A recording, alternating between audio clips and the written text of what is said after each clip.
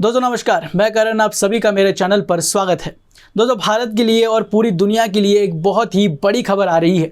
ये एक ऐसी खबर है जिससे पूरी जियोपॉलिटिक्स भी बदल सकती है।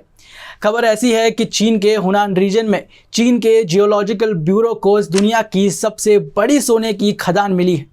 उनके मुताबिक ऐसा बताया जा रहा है कि इस खदान से 1000 मीट्रिक टन से भी ज़्यादा सोना निकल सकता है। इस सोने की खदान से बताया जा रहा है कि चीन के इकोनॉमी को बहुत बड़ा फ़ायदा हो सकता है और इस जितना सोना इस खदान से मिलने वाला है उसकी मौजूदा वैल्यू अगर देखी जाए तो 83 बिलियन डॉलर्स यानी करीब करीब 7 लाख करोड़ रुपए इतनी होती है। ये कितनी बड़ी सोने की खदान है इसका अंदाज़ा आप इस बात से लगाइए कि भारत के पास मौजूदा समय में 850 मीट्रिक टन सोना है और इस खदान से अकेले ही 1000 से मीट्रिक टन से ज़्यादा सोना निकलने वाला है। इस खदान से चाइना की इकनॉमी को एक बहुत बड़ा फ़ायदा मिल सकता है।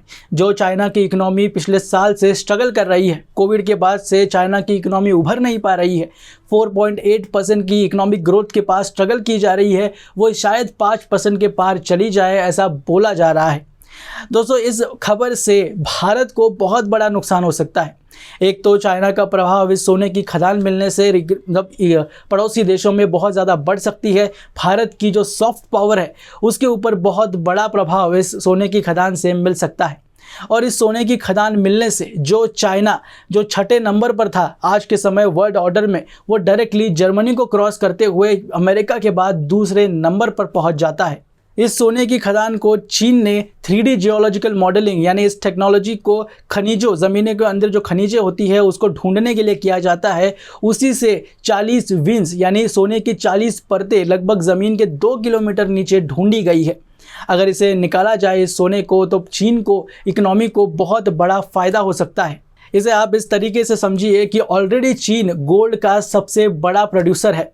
ऑलरेडी अगर पिछले साल की बात करें तो 2023 में चाइना 10% के लगभग सोना अकेला प्रोड्यूस करता है और इस खदान के बाद आप सोचिए कि ये नंबर कहाँ तक जा सकता है। अब इससे अंदाज़ा लगाइए कि करेंसी की वैल्यू जो होती है वो सोने से डिसाइड की जाती है। तो सोना मिलने के बाद जो युआन की करेंसी है वो भी बढ़ने के आसार लगाए जा रहे हैं। जो स्ट्रगलिंग इकनॉमी थी वो भी बढ़ेगी ही, पर करेंसी की वैल्यू जो है वो चाइना की वो भी बढ़ती नज़र आ रही है।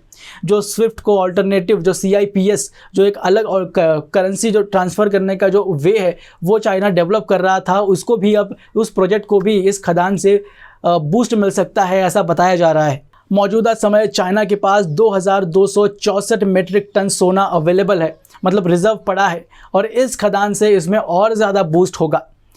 अब इससे ओवरऑल वर्ल्ड इकोनॉमी पर कैसे इम्पैक्ट पड़ता है और चाइना इसके बाद कितना अग्रेसिवली बिहेव करता है ये देखने वाली बात होगी। आपके ओपिनियन आप मुझे कमेंट में ज़रूर बताएं कि इस खदान के बाद भारत के ऊपर इसका क्या इम्पैक्ट होगा, वर्ल्ड ऑर्डर पर इस पर क्या इम्पैक्ट होगा और चाइना की ओवरऑल इकोनॉमी में इस खदान से क्या मदद हो सकती है।